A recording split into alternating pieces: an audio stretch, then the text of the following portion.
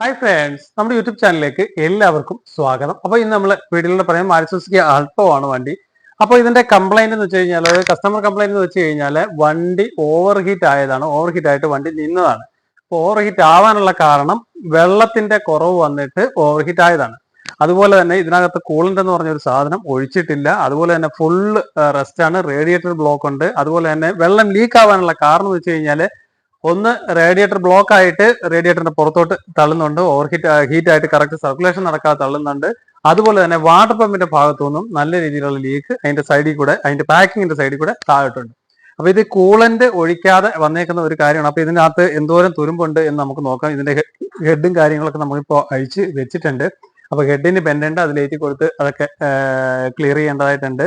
അതുപോലെ തന്നെ വാൽവ് സീറ്റും കാര്യങ്ങളൊക്കെ ചെയ്യേണ്ടതായിട്ടുണ്ട്. അതുപോലെ തന്നെ ഇതിനകത്ത് നമുക്ക് മാറേണ്ടതായിട്ടുള്ളത് റേഡിയേറ്റർ, അതിന്റെ ഹോസുകൾ, എല്ലാ ഹോസുകളും, മെറ്റൽ പൈപ്പ്, കൂളന്റുമായിട്ട് ബന്ധപ്പെട്ടുള്ള എല്ലാ ഹോസുകളും മാറണം. അതുപോലെ തന്നെ വാട്ടർ പമ്പ്, ബാക്കിലെ എൽബോം കാര്യങ്ങളെല്ലാം നമുക്ക് മാറേണ്ടതായിട്ടുണ്ട്. അപ്പോൾ ഇതിന്റെ ആ ഒരു ഹെഡിന്റെ അവസ്ഥയും കാര്യങ്ങളൊക്കെ നമുക്കൊന്ന് നോക്കാം. നമ്മളിപ്പോ ഇതിന്റെ ഹെഡ് അഴിച്ചു വെച്ചിട്ടുണ്ട്.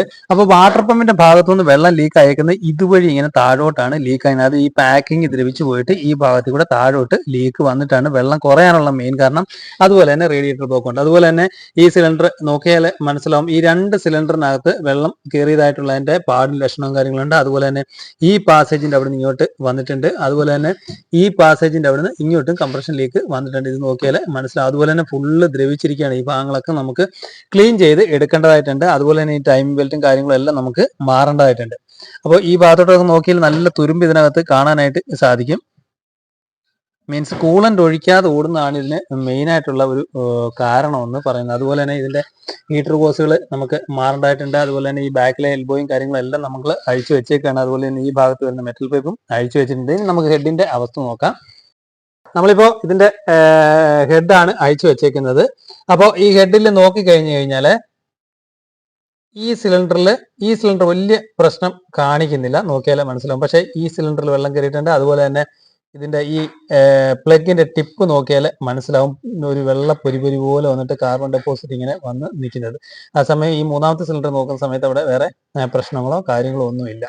അപ്പോൾ ഇത് ഫസ്റ്റ്, സെക്കൻഡ്, തേർഡ് സിലിണ്ടറാണ് വരുന്നത്. അപ്പോൾ ഈ സിലിണ്ടർ നോക്കിക്കഴിഞ്ഞാൽ നമുക്ക് ആ ഒരു വെള്ള പൊരി പോലെ പ്ലഗിന്റെ ഭാഗത്ത് കാണാം. അതുപോലെ തന്നെ ഈ വാൽവേലൊക്കെ കളർ വ്യത്യാസം നോക്കിക്കഴിഞ്ഞാൽ മനസ്സിലാവും, ഇവിടെ ഇങ്ങോട്ട് കംപ്രഷൻ ലീക്ക് വന്നിട്ടുണ്ട്. ഈ രണ്ട് സിലിണ്ടറിനകത്ത് നല്ല രീതിയിൽ വെള്ളം ഇറങ്ങിയിട്ടുണ്ട്. ഇതിനകത്ത് നോക്കുമ്പോൾ വലിയ പ്രശ്നങ്ങൾ ഇല്ല, എന്നാലും ചെറിയ പ്രശ്നങ്ങൾ ഉണ്ട്. അപ്പോൾ ഇനി ഹെഡും കാര്യങ്ങളൊക്കെ നമുക്ക് കൊടുക്കേണ്ടതായിട്ടുണ്ട്. അതുപോലെ തന്നെ ഇതിനകത്ത് തെർമോസ്റ്റാറ്റ് വാൽവോ കാര്യങ്ങളൊന്നും ഇല്ല. അതുപോലെ തന്നെ ഈ ബോഡിക്ക് ടിപ്പും കാര്യങ്ങളൊക്കെ ദ്രവിച്ചിട്ടുണ്ട്. ഈ ബോഡിയും കാര്യങ്ങളൊക്കെ നമുക്ക് മാറേണ്ടതായിട്ടുണ്ട്.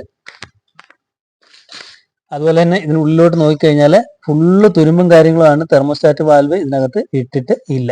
അപ്പോൾ ഇനി നമുക്ക് തെർമോസ്റ്റാറ്റ് വാൽവും കാര്യങ്ങളൊക്കെ നമുക്ക് സെറ്റ് ചെയ്യേണ്ടതായിട്ടുണ്ട്. അതുപോലെ തന്നെ വാട്ടർ പമ്പിന്റെ ഭാഗത്തുനിന്ന് ലീക്ക് വന്നത് ഇങ്ങോട്ട് നോക്കിയാൽ മനസ്സിലാവും, ഈ തുരുമ്പ് വെള്ളം ഈ ഭാഗത്ത് കൂടി ഇങ്ങനെ താഴോട്ട് വന്നിട്ടുണ്ട്. ഇനി നമുക്ക് ആ ഓസിന്റെ അവസ്ഥ നോക്കാം. ഇതാണ് ഇതിന്റെ ഓസ്, ഇത് റേഡിയേറ്ററിന്റെ മുകളിൽ വരുന്ന ഓസ്. അതുപോലെ തന്നെ ഇതാണ് ഇതിന്റെ റേഡിയേറ്ററിന്റെ താഴെ വരുന്ന ഓസ്. അതുപോലെ തന്നെ നേരെ എൽബോയുടെ ഭാഗത്തോട്ട് പോകുന്ന ഓസ്. ഈ ഭാഗങ്ങളൊക്കെ നോക്കിയാൽ മനസ്സിലാവും, ഫുള്ളായിട്ട് ദ്രവിച്ച് ഇരിക്കുന്ന ഒരു അവസ്ഥയാണ്. ഈ ഭാഗത്തൂടെ ഒക്കെ വെള്ളത്തിലേക്ക് വന്നേക്കുന്നതാണ് ഈ കാണുന്നത്. ഇപ്പൊ തുരുമ്പിന്റെ അംശം ഉള്ളതുകൊണ്ടാണ് ഈ പെട്ടെന്ന് ഈ മെറ്റൽ പൈപ്പുകളൊക്കെ പോകാനുള്ള കാരണം. ആ തുരുമ്പ് വരാനുള്ള കാരണം ഇതിന് കൂളന്റ് കറക്റ്റായിട്ട് മെയിൻറ്റെയിൻ ചെയ്യാത്തതുണ്ട്. അപ്പോൾ ഈ ഓസിനകത്ത് എന്തോരം തുരുമ്പുണ്ടെന്ന് നമുക്ക് നോക്കാം. സാധാരണ ഇത് നമ്മൾ ഞെക്കുന്ന സമയത്ത് ഫ്ലെക്സിബിലിറ്റി ആയിട്ട് പോകേണ്ട ഓസാണ്. ഇത് ഞെക്കുന്ന സമയത്ത് ഒടിഞ്ഞൊടിഞ്ഞു പോകുന്നത് നമുക്ക് കാണാനായിട്ട് സാധിക്കും. ഇത് ഫുള്ള് തുരുമ്പാണ്, ഈ ഓസിനകത്ത് നിന്ന് വന്ന തുരുമ്പാണ് ഈ കാണുന്നത്. അപ്പോൾ എഞ്ചിനകത്ത് എന്തോരം തുരുമ്പുകൾ വന്നിട്ടുണ്ട് എന്ന് നോക്കാം. ഇത് നല്ലപോലെ ഒടിച്ചു കഴിഞ്ഞാൽ നല്ല രീതിയിലുള്ള തുരുമ്പ് ഇതിനകത്ത് ഇത് നമുക്ക് വരുന്നത് കാണാനായിട്ട് സാധിക്കും. അതുപോലെ തന്നെയാണ് ഈ ഓസും ഫുള്ളായിട്ട് കടക്കടക്കടക്കടക്കടാന്നാണ് സൗണ്ട് കേൾക്കുന്നത്. മീൻസ് ഈ ഓസും കാര്യങ്ങളെല്ലാം നമുക്ക് മാറണം. ഫുള്ള് മെറ്റല് തുരുമ്പ് ഒഴിച്ചിരിക്കുന്നതിനകത്ത് നോക്കിക്കഴിഞ്ഞാൽ കാണാനായിട്ട് സാധിക്കും.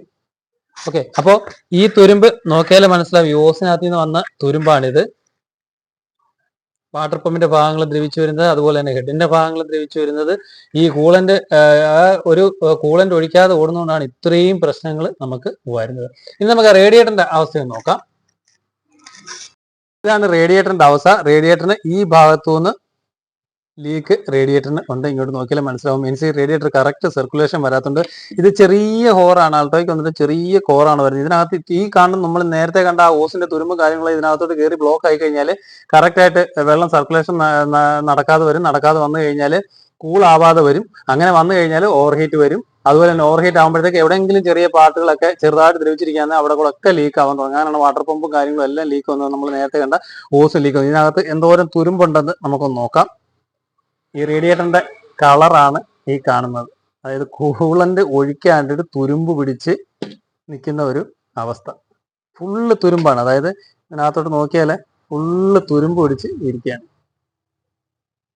അപ്പൊ ഈ റേഡിയേറ്റർ നമുക്ക് ക്ലീൻ ചെയ്തിട്ട് ഫിറ്റ് ചെയ്യുന്നതിനെക്കാട്ടും നല്ലത് മാറുന്നതായിരിക്കും നല്ലത്. നമ്മൾ ക്ലീൻ ചെയ്യാൻ ഈ കോറ് നമുക്ക് പൂർണ്ണമായിട്ട് ക്ലീൻ ചെയ്ത് എടുക്കാനായിട്ട് പാടായി. കാരണം ഇത്രയും തുരുമ്പ് നമ്മൾ റേഡിയേറ്ററിനകത്ത് നിന്ന് ഇത്രയും തുരുമ്പ് വന്ന സ്ഥിതിക്ക് ഈ റേഡിയേറ്റർ നമുക്ക് ഇതിനകത്ത് നിന്ന് മാറ്റി വിടേണ്ടതായിട്ടുണ്ട്.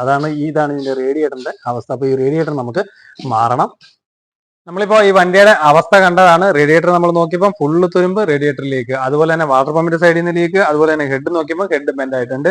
അതുപോലെ തന്നെ ഓസുകളെല്ലാം നമ്മൾ നോക്കിയപ്പോൾ ഫുള്ള് തുരുമ്പ്, അതായത് മെറ്റൽ പൊടി പോലെ തുരുമ്പായിട്ട് ഓസിനകത്തൊക്കെ കയറിയിരിക്കണം. ആ മെറ്റൽ പൊടിയും കാര്യങ്ങളും റേഡിയേറ്ററിനകത്ത് പോയിട്ട് ബ്ലോക്ക് ആയിട്ടുണ്ട്. ആ റേഡിയേറ്ററിനകത്ത് പോയി ബ്ലോക്ക് ആവാനുള്ള കാരണം എന്ന് പറഞ്ഞാൽ കൂളന്റ് ഒഴിക്കാതെ വണ്ടി ഓടിയിട്ട് അങ്ങനെ റേഡിയേറ്റർ ബ്ലോക്ക് ആയതാണ്. അതുപോലെ തന്നെ വാട്ടർ പമ്പിന്റെ സൈഡിൽ നിന്നുള്ള ലീക്ക്, അതായത് കൂളന്റ് ഒഴിക്കാതെ വണ്ടി ഓടിക്കാനായിട്ട് പച്ചവെള്ളത്തിൽ മാത്രം വണ്ടി ഓടിച്ചിട്ട് വന്ന ഒരു പ്രശ്നമാണ് ഇതിന്റെ ഹെഡ് അയക്കേണ്ടതായിട്ട് വന്നത്. ഓവർ ഹീറ്റ് ആയിട്ട് വണ്ടി വഴി നിന്നിട്ട് നമ്മൾ വെള്ളം ഒഴിക്കുന്ന സമയത്ത് കുമളകൾ ഇങ്ങനെ റേഡിയേറ്ററിനകത്ത് നിന്ന് വന്നുകൊണ്ടിരിക്കുകയായിരുന്നു. അപ്പോൾ ഇത് വരാനുള്ള കാരണം കൂളന്റ് ഒഴിക്കാതെ. അതാണ് ഒരു കൂളന്റ് കറക്റ്റായിട്ട് നമ്മൾ മെയിൻറ്റെയിൻ ചെയ്ത് വിടുക. ഒരു 20,000 കിലോമീറ്റർ കൂളന്റ് മാറുന്നത് അത്രയും നല്ലതാണ്. അല്ലെങ്കിൽ ഒരു 8 മാസത്തിലോ അല്ലെങ്കിൽ ഒരു വർഷത്തിലോ കൂളന്റ് വണ്ടി ഓടിയില്ലെങ്കിൽ പോലും ആ അത്രയും ഒരു വർഷത്തിനിടയ്ക്ക് ആ കൂളന്റ് മാറ്റി വിടുക. ഇല്ലെന്നുണ്ടെങ്കിൽ എന്താ സംഭവിക്കുന്നത് വെച്ച് കഴിഞ്ഞാൽ ഇതുപോലെ തുരുമ്പായിട്ട്, കാരണം ഓടാതെ കിടന്നു കഴിഞ്ഞാലും തുരുമ്പ് പിടിക്കും. ഇങ്ങനെ കൂളന്റ് മാത്രം ഒഴിച്ചെന്നും പറഞ്ഞുകൊണ്ടും കാര്യമില്ല. നമ്മൾ ആ ഇടവേളയിൽ തന്നെ അത് മാറ്റി വിടുകയും കൂടെ വേണം. ഇല്ലെന്നുണ്ടെങ്കിൽ ഇതുപോലെ തുരുമ്പ് ഒഴിച്ച് വാട്ടർ പമ്പ് പോവും.